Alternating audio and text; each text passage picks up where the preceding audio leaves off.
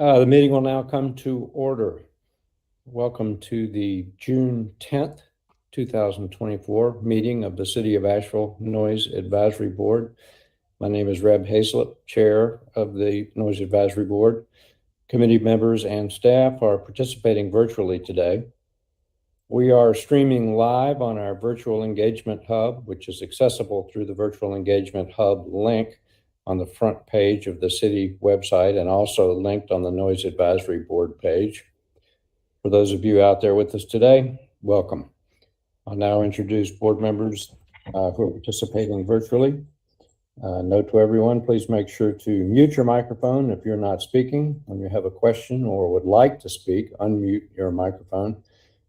Board members, as I call your name, please acknowledge your presence. Jessica Thomason. Present. Rick Freeman. Present. Jeff Santiago. Present. David Ledger. Present. And I believe we are joined today by Councilwoman Antoinette Mosley. Good afternoon. Also with us today are staff members Todd Justice and Ashley Stanley. The agenda today is pretty straightforward, really. We Jessica, on behalf of the advisory board, made a presentation to the Environment and Safety Committee of the City Council. Guess what, 2 weeks ago? It was May the 20th, which is our annual report of this board for recommendations and really for fulfillment of our mission, which is to advise the board on how effective we think the ordinance is, whether it's working, whether it's not, where it's working and where it's not, and what we would suggest be looked at by council as possible changes both within and sort of without the ordinance.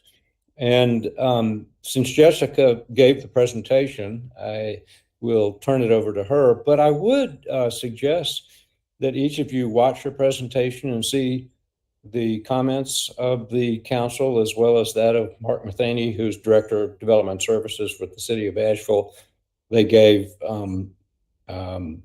separate presentations, which I think is a requirement of the board and then the staff affiliated with our work. So it's not very long, maybe 20 minutes, but it's worth a watch. With that, Jessica, I'll turn it over to you. Hey, Reb, we still need to approve the minutes. There you go. From May. So let's do that first. That's right. Well, thank you very much. Can I ask for a motion for approval of the May minutes? I move to approve. A second? I'll second it. Jeff seconds. I'll call the roll. Jeff Santiago, you seconded. Rick Freeman? Yes. Dave Ledger? Yes. And myself, yes. Jessica, you made the motion. Thank you for that. And then also, in accordance with the agenda, I will ask Todd Justice if he has any comments or remarks or anything popping out of the dashboard or in the data collection.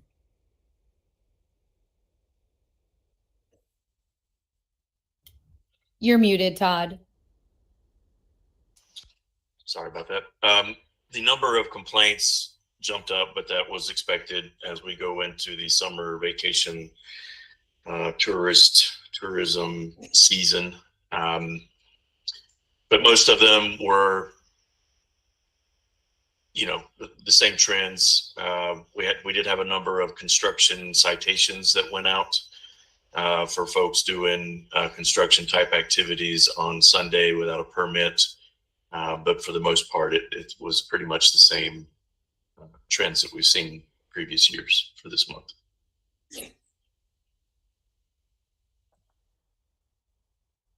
Anybody else got any thoughts about the data this month? Nope. Okay. Now, I think I will turn it over to Jessica for a report on her presentation. Thanks, Rob. So Yeah, so I presented the information and just in terms of some, looking at the things that we wanted to address, which are things that we had talked about last year as well at Environment and Safety Committee. So that first thing was, again, trying to get more data in terms of doing a survey around the effectiveness of the noise ordinance. And part of that is because it was the original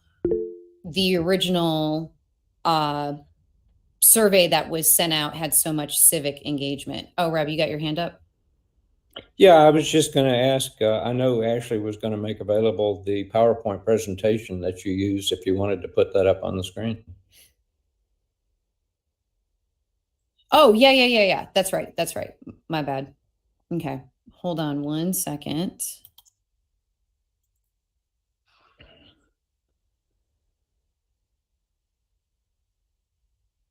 Okay. Let's see. Present. Okay, here we go. Can everyone see this?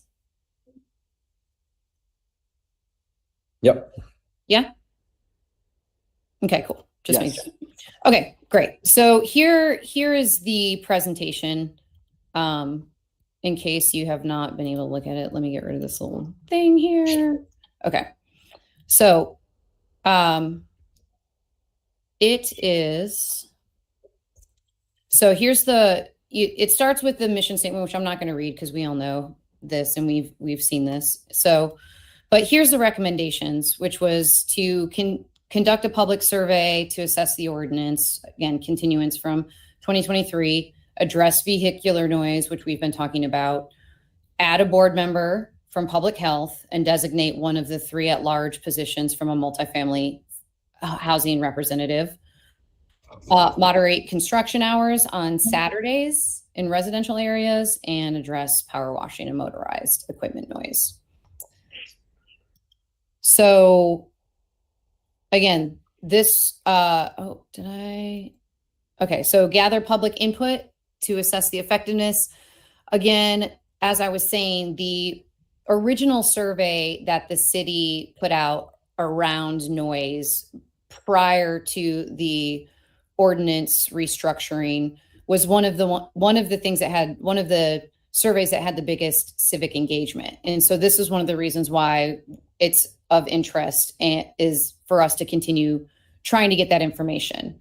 So what I will tell you is that when I brought this up to Environment and Safety Committee, they did make a point to acknowledge that we brought this up last year. We tried to move forward with getting some support from city staff to get this to happen, and that we were coming back the next year and asking for the same thing.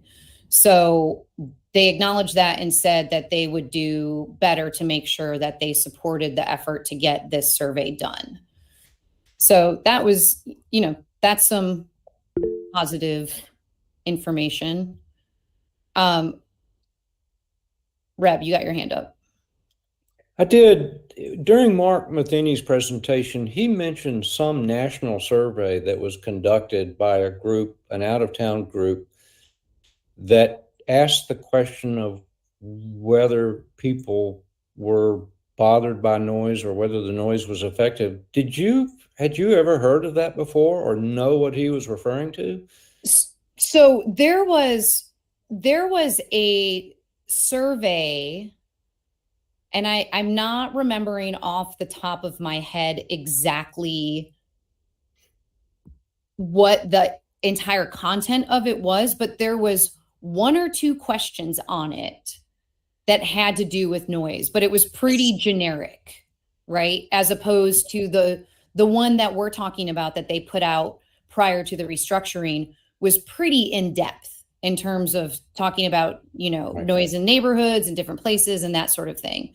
So there was, and again, I'm my apologies, because like I said, I'm on very little sleep at this point, and I don't remember exactly. I know because I filled it out myself, and I remember seeing those 1 or 2 questions, and I was like, oh, this is interesting. If you know, and it almost felt like in that regard, like it was somebody was like, oh, we better put these questions in here because there's been an ask of having some sort of question, but I can't remember off the top of my head what it was. And I'll go back and do some research. Me just too. as, yeah. And I just want to also find out if I can find that other survey. And I don't know if maybe somebody from directly related to the city on this call knows if that information is easily accessible. Like if I just Google, I was trying to Google noise survey, but I don't remember the year that it went out. Maybe it was 2020, 2019. That would have been right. Right around there, right? Yeah, I'm trying to think of and I know part of that. There was also, it wasn't just a survey, but there was meetings that were held in the different neighborhood communities in terms of people coming together. Because I remember Councilwoman Roney telling me that they were having meetings where there was a lot of people showing up for having the meetings talking about what the issues were around noise. Well, in the lead up to the formulation of the new ordinance, the city did a pretty good amount of engagement with industry groups as well as neighborhood groups. I think Rick would remember this as well, I think as well as I would. And I can't cite what those group characterizations were, but there were quite a few of them, and they had a number of meetings around the city to discuss the noise ordinance. Do you remember when that was, Rick? Was it 2019? Gosh, I'd have to go back and look at my notes. It was either, yeah, I think it was 19, because I think we got pretty far on the noise ordinance in 18, then it delayed. It was definitely just before the pandemic. Yeah. Okay, cool. Yeah. Okay, right. So yeah, so I'd like to see if we can find the full survey. And then two, in regards to what you're talking about, Reb, there was another, I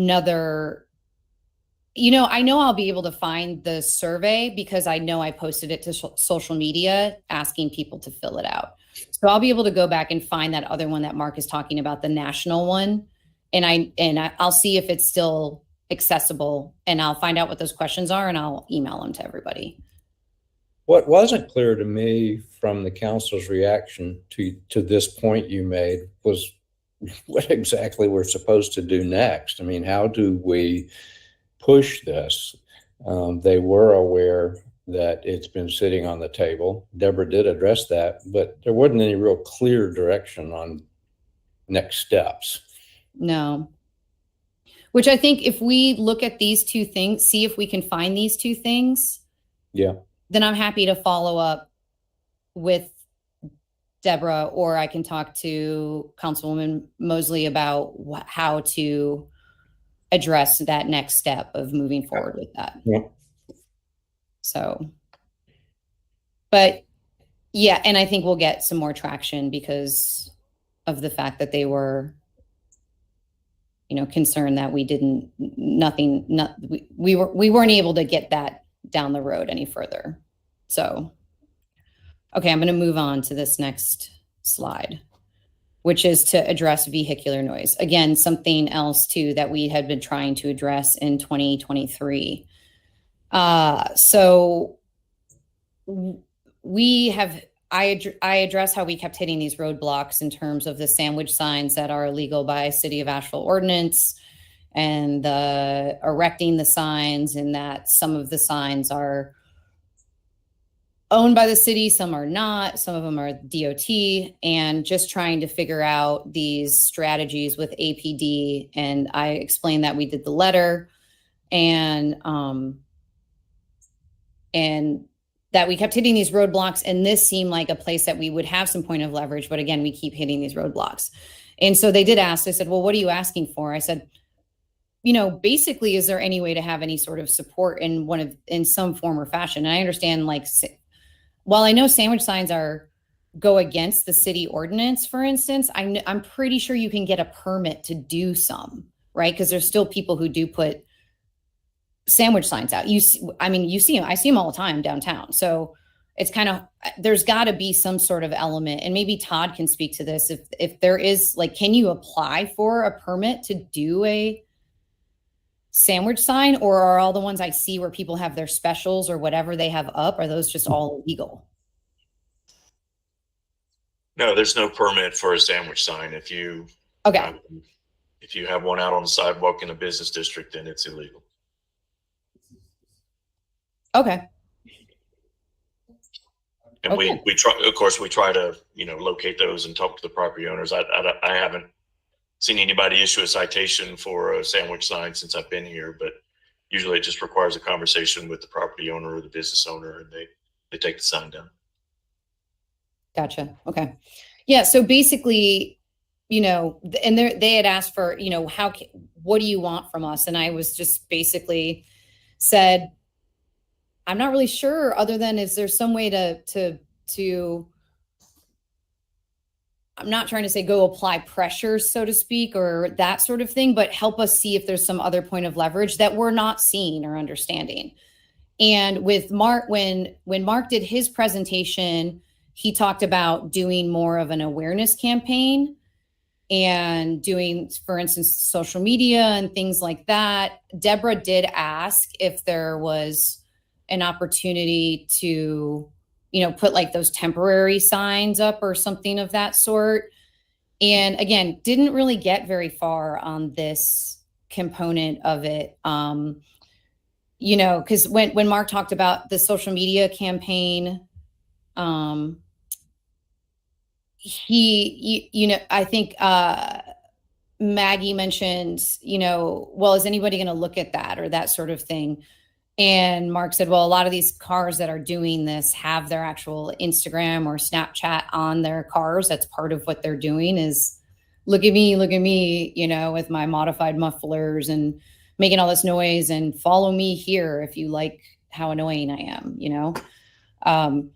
So, this, again, it was just one of those things. It's just, I feel like I tried to explain, like, we understand we're not the biggest priority here, right, in terms of problems in Asheville, but also, I mean, we still have a job to do as a board. We have a mission that we're trying to help stay civically engaged and help the city and the residents to lower the amount of noise complaints and nuisance that we have, right? And so, and I was explaining that, this is one of those things, like, we have downtown businesses and downtown residents, that this is something that everybody collectively agrees on, that this is, like, the downtown vehicular noise specifically is really annoying. But every time we try to find a way to do something about that, we keep getting shut down in some form or fashion. Like, we know that it's not the most important thing for law enforcement, but we did try to write this letter and say, at the very least, could you see if the officers on the downtown beat can address this if they see it? Sometimes it's just, being in the front of your mind and just making it, just acknowledging it to the police officers to say, if you see something, can you do something about it? And again, even with that, it's like, well, then they have to pull people over, and then that's a whole thing too. And so I just basically was like, here's the thing. We feel like there's got to be something that we can do with this, but we keep getting hit with some roadblocks. So maybe if you can help us figure out where we can find some other ways of addressing this. And if it's the social media campaign and we try that, great. If not, what other options do we have? Banners, something. And who does a social media campaign? I mean, I can't imagine that as a volunteer organization that we're going to be able to put together and or manage a social media campaign, awareness campaign on vehicular noise. I mean, where would that even come from? I mean, somebody for the city of Asheville does it, right? Yeah. This section was particularly frustrating because there just didn't seem to be any resolution. Our letter to APD has basically disappeared down a rabbit hole. It went into John Maddox's office and no more has been heard since. Right. And so this is a frustrating piece. Yeah, for sure. Yeah, exactly. I do feel, I did try to drive that point home, right? Of You just, did, and you did a good job. yeah, okay, thanks. All right. So, I wish I had better things to report in that regard that, we were met with oh, absolutely. Yes. We'll see what we can do. And again, I'm not going to give up on this. I'm going to see if there's other ways of just, I imagine, when I wake up at 3:00 in the morning, one morning and I can't get back to sleep, I'll just sit there and be like, what else can we do when it comes to vehicular noise downtown? So anyways, I'm gonna move on to the next thing. So not to waste somebody's time. Rick, you have your hand up.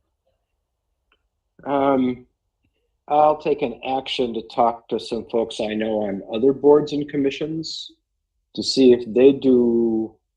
I mean, when it comes to trying to get public engagement, I wonder if other boards and commissions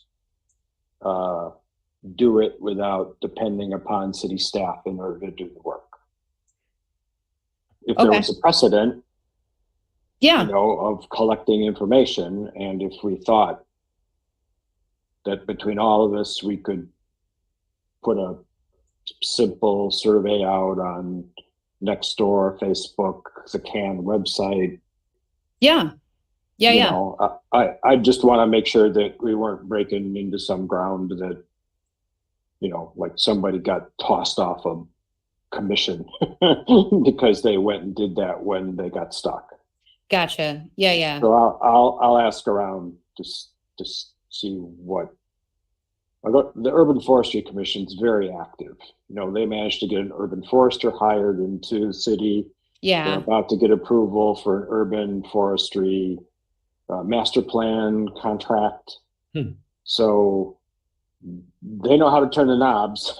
And maybe it's just because everybody, there's nobody really who wants to publicly be opposed to saving trees.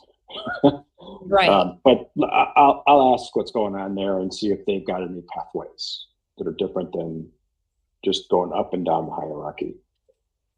Okay, great. Thank you. That'd be great. Okay, so the next slide is about the enhanced board representation. And so, we talked about this of having somebody from public health on the board, and then somebody from the multifamily housing as a representative. And I had let them know, because that's Reb, you sent me the email that morning that it has to be presented to boards and commissions. All right. And so I just let them know that we know that is something that that's the pathway for that. And then there was some discussion about what has to be rewritten, whether it pertains to this or the next piece. I'm going to talk about the construction piece of the amount of Maggie Ullman brought up, when it comes to changing the ordinance, what are the amount of hours per se that goes into having to make these changes, and if they're worth it. So, and that was for both this, and I'm going to go to the next slide, which is what we talked about. Sorry, I keep I'm looking at it in the meeting, and then I have to go back and forth from the two screens. So, okay, so moderate residential construction hours. And so we talked about taking Saturday only from 7 to 7 to 8 to 6. And this was an interesting piece, because the one thing that Mark said is, we see this all the time, is that construction is a big business here. And so he felt that if we were going to do we would need to involve and engage the construction industry around that.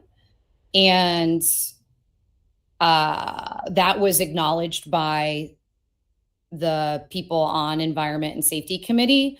But also, I feel what was acknowledged, and if you looked at the staff report, for instance, today, we're getting more and more complaints about construction noise. And as Todd was saying, there was some citations that were given were for permits on people not having permits for Sunday construction, but Maggie Ullman noted that the city council is getting a lot more complaints of construction in residential areas. And so that they know that it's an issue. And again, I brought up the fact that we also understand that there's a number of other issues that are more pressing. And I brought up, we have a problem with the amount of lack of housing here. Construction is what can help for, having additional housing. So we get that, but also I did explain to them that it's not decibel level driven. So there's, like going from 8 to 6 on a Saturday, where say, for instance, people have the day off, starting a little bit later or or ending a little bit earlier would be beneficial to that balance of, addressing needs that we have, supporting business that in the community, but also supporting residential needs and quality of life. And, because the difference there is that somebody could be jackhammering at 7 a.m. That's a little bit different than, like just decibel level wise, right? Versus like the enforcement that we have in other areas. And so that was part of the concern. And so that was, again, this is another thing that they acknowledge is making a change like this going to cost 105, is it going to be 100 hours of time to get this changed? And they acknowledge that we see how this could be beneficial to residents of Asheville if we're able to make this happen. And again, and also as we talk about the bureaucracy and how things happen and how things move slow, that it may not be this year, but it could be, something next year. So again, that's the nature of it. I mean, that point was one of my biggest takeaways, and that came from Deborah Campbell. Yeah. I mean, they really do. I think the expression was effort to reward. What's the balance there? And it didn't seem like with as many things as they have to do, they want to commit a huge amount of time to something that's just going to consume their capacity to work on everything they have to work on. So we're going to have to strike a balance really in putting together a list of proposals if we think the ordinance needs to change, what they are. And I think Antoinette has even mentioned this, is you've got to sort of figure out how this tracks along with what the interests of those committees are. What the priorities are. Really hard at how much work is it going to take to change it, and is it worth it? So anyway, I just thought I'd put that in. Yeah, I appreciate that, Reb, and you're right, because as we've been directed, it's with the changes that we're asking for, the likelihood of them moving forward and put on the priority list has to do with the priority list that City Council and City of Asheville has set, right? And so that's one of the things that we are going to continue to try and do, is find ways that where the things that we're asking for are in alignment with the priorities that they've already set. So, but your address to this particular piece of construction hours resonated with the group. They heard this piece. Yeah, I feel that too. Yeah. So, okay. And the last piece was to address the equipment noise, because that is an issue that, again, as we're seeing more and more complaints happen with the pressure washing and power equipment, we talked about adding provisions for the ordinance to limit the use of producing power equipment during nighttime hours, similar to construction. And with this piece, the city was on Mark's presentation echoed this. And so this was one that felt like pretty easy and in alignment that everybody was supportive of. So, yep. I guess if we're gonna look for small victories, this is one of them. So this came from Daniel, I think. And this, yeah, absolutely. And that's it. So basically, that's the end of the presentation. And I'm going to stop presenting. Again, it would be worth everybody watching it to see how the council approaches these sorts of issues within the, the galaxy of things that they have to deal with, which I'm sure is a lot. But that, again, my biggest takeaway is we should point ourselves at 2025 and really drill down on what, if anything, we think can happen within a group of recommendations that could be written into a revised ordinance. And I think that is probably going to take some time with Department of Development Services, probably Ben Woody's office, as well as others, to see what's politically doable as well. Anybody have any thoughts on our presentation, Jessica's presentation?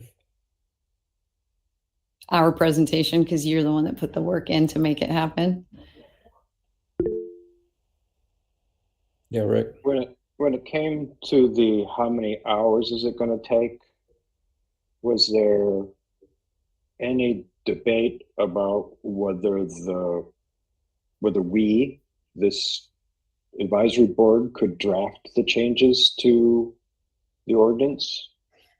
Because it sort of sounds like the assumption made by the committee, and I will watch it, I wish I had before the meeting, just assumed that no work can get done until it fits into the priorities of a city staff member. And frankly, we did a fairly large part of the original ordinance writing and went to meetings with the attorney, when they wanted to put legalese all over the top of it and that sort of thing. And I'm not signing anybody up here, including myself. I just wonder if that was rejected or not discussed. It was not discussed. Okay. I mean, because it's worth discussing. Yeah, I mean, we didn't make a recommendation that we wanted. We worked with city staff, Todd and company, to go out and get measurements. And, I think ultimately those measurements got us thinking about the impact of sound, and ultimately led partially to that recommendation of getting a new position put into the thing. And we all put a lot of our hours into making that happen. And I think that several of us would be more than happy to open up the ordinance and, draft language changes. If that would be permitted, and maybe we have to go through Mark first, because maybe there's all sorts of politics that I don't begin to understand that didn't exist in 18 and 19 when this thing was written. Just a thought. I mean, maybe we should take a meeting with Deborah Campbell and just, do a face-to-face on getting some guidance on how to do this. What's the best way to follow up on these suggestions and responses from council? And just get it from the horse's mouth. Did Mark have the opportunity to review the slides before the meeting? And did he give any pushback or recommend any changes or anything? No, we sent it to him ahead of time just to, for that very reason, so he could let us know if he had any concerns about it. But I don't think he had an opportunity to study it. He was traveling right up until the last minute, and the meeting got moved. We thought we had the meeting pushed to June, and then they circled back and moved it back to May 20th and caught everybody off guard. So I'm not sure how much time Mark had with our slide, really. Yeah. Okay. Would anybody be willing to go with me and see if we can get a meeting with Deborah? Yeah, sure. I'd be happy to. Okay. See if I can do that. If she attends new homeless continuum of care training on Wednesday and Thursday morning, I'll be sitting near her. Maybe you could, put her in mind of this thought that we'd like to come see her. Yeah, I will do that. Okay, good. That'd be great. Any other comments on the agenda? I mean, I think, one good thing about it is that I think we worked pretty well as a board to state our personal objectives for the year 2024 and 2025, what we'd like to see get done. And I think that presentation distilled a good bit of that into our request at council. I mean, whether or not we're successful at the level of council or not, we seem to be working fairly well as a board, raising up the issues that are important to us both personally and what we think is important to the community. So kudos, Jessica, for the presentation, and thanks for doing that. And likewise to the board. I think we brought some pretty good stuff to the council. We just got to keep pushing, just got to keep banging our heads against it, because it can be frustrating to get changes. Yeah. So also, I will say I did find that survey, and while it's not letting me open, like, I found the survey, and while I can't open the thing itself, there is a question that says, indicate how important, if at all, each of the following investments are for the city of Asheville. And there is one question that says noise ordinance review. Again, I can't open the drop down menu to see what the thing is, what the options are to choose, but it's like lumped in with like updates to city parks, updates to recreation centers, improving public safety, environmental protection and sustainability, community access to technology, affordable housing development, transportation accessibility for people using mobility devices such as wheelchairs, walkers, or strollers, building community capacity. So it's like lumped in with a bunch of other things, right? But that's the only question that's on that survey that went out in January. But it doesn't have the results. You can't see the results, right? No. Because Mark referenced some very specific results today. Percentages of respondents. Okay, maybe he has access to that information, being a city employee, that we don't, or maybe I'm just not seeing it because I'm not logged into it, because I'd already filled it out too. So it was like, I just found the questions without actually logging in. And maybe if I went through it, you know how some of those studies, like once you fill them out, it tells you can see what the responses are, but I don't think it did that. I'll chase down and see if we can find out if we can get the results. That'd be interesting. Yeah. And I'll copy and paste the link in the chat for everybody. Great. But it is like, it's from polco.us. So I have a feeling this is what he's talking about. Maybe. So Sounds like. there we go. I'll put it in the chat. All right. Anything else on the presentation? Can't see my agenda, but I think that brings us to new business. Any new business today? There's none on the agenda. Ashley, can you put the agenda back up so I can see what's next?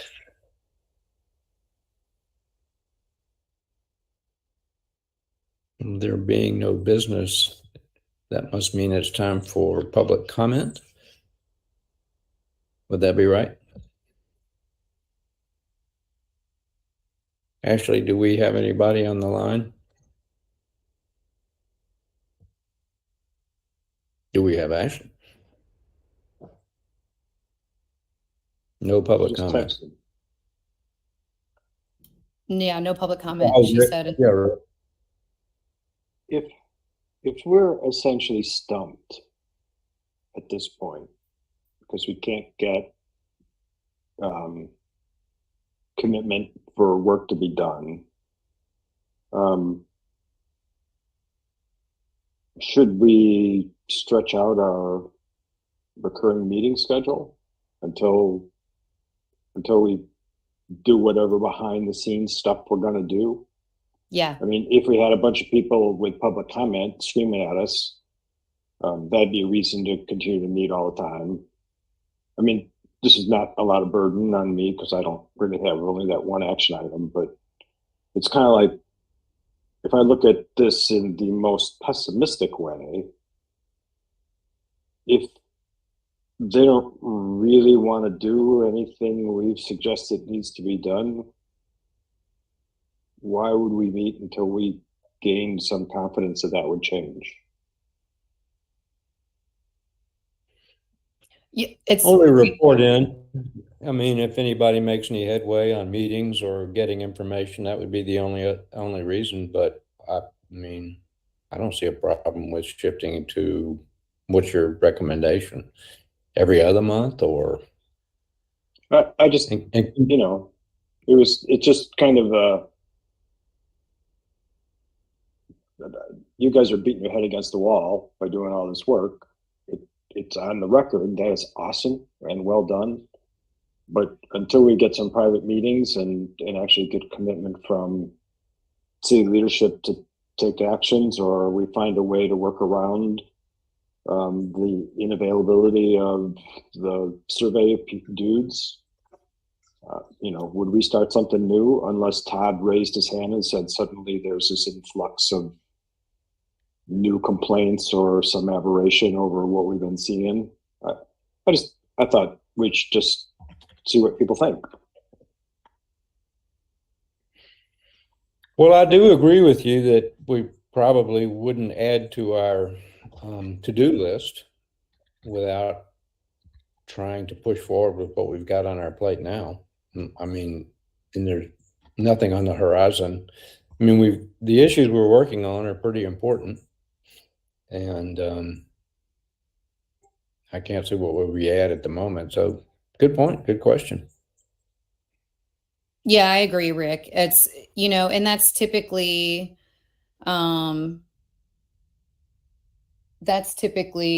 kind of, you know, how when we do the agenda setting meetings is like, do we have anything to talk about? If not, then let's not waste anybody's time. So, and I kind of feel like we're at this impasse right now until we can get further down the road. So unless we make some headway, I think we should just not meet. It's a good point. I guess in the back of my mind, it was a little selfish because I would miss the next one anyway. That's our big vacation of the summer, so I would be away for that. And that would make 2 strikes towards my 3 strikes and I'm out gig. Yeah. And So- I start teaching. So I start teaching kids on the West Coast for 7 weeks starting next week. And so I would be teaching during our next meeting too. So. I mean, the one thing that would bring us back for sure is if the new appointees needed to come on board, assuming that actually worked its way through the system and that sort of stuff. But maybe that's just a training session with them, and it doesn't have to be a board meeting, right? It's just, Right. you know, Mm-hmm. meet somewhere and bring them up to speed. That's all I can think of. I just want to put that thought on everybody and not feel like we just had to stick to the every month thing if we don't have something cooking that's going to deliver.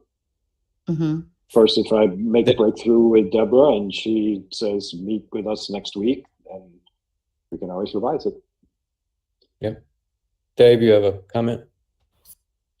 Yeah, I was just thinking, yeah, maybe every other month or once a quarter, or maybe we ask Todd, you know, what makes sense with his schedule. We probably have more to talk about if we could space it out a bit more, you know, and just kind of keep the momentum going. Because I think having the noise meters and having the objective measurements it's a really great start, right? Try to keep that going, and it might just take the timeline might be a lot longer than we wish, but I think it's important to to keep the communication at some level. Are we empowered to set our own schedule?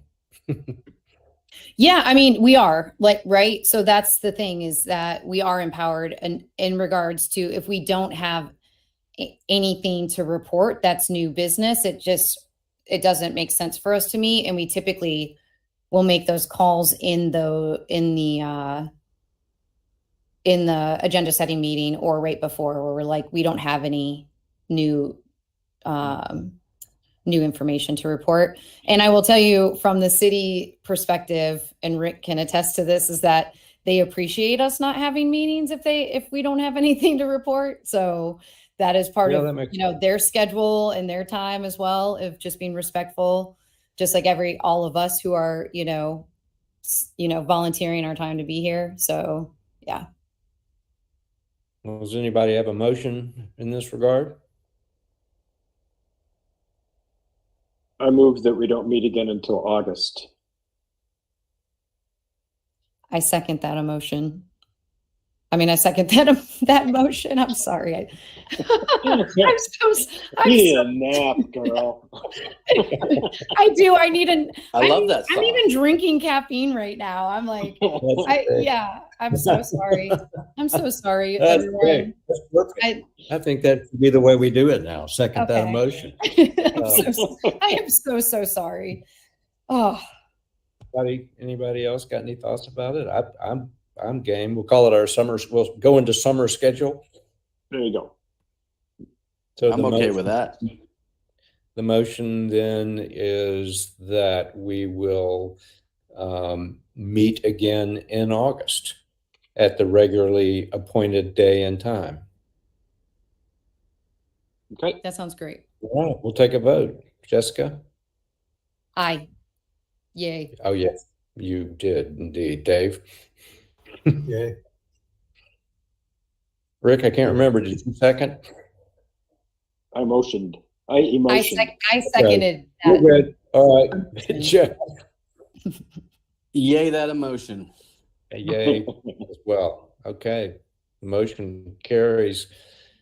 And unless someone has joined us publicly, Ashley, anybody on the line? I'll call for a motion to adjourn. I second. There's nobody on public comment. Okay. The show of hands, adjournment. We'll see you in August. Okay. Thanks, everyone. Thank All you, right. guys.